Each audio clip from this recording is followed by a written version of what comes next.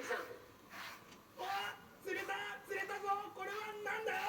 頑張れ。なんだ一之輔が釣れたのに坊主だ。金ちゃんどう？これはちょっとね言いたいことがある。坊主じゃないハゲだ。一之輔さん、あれ一之輔と思ったらカニだ。ああそうか、毛ガニ。言いたいこと毛はある。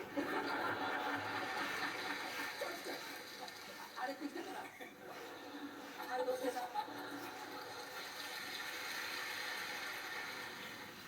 おかしいな、ここよく釣れるって聞いたんだけどな、全然ダメじゃん。頑張れ。これがフィッシング詐欺か。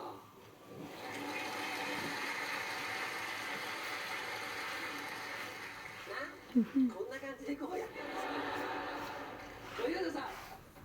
隣の池の鯉をこっそり釣って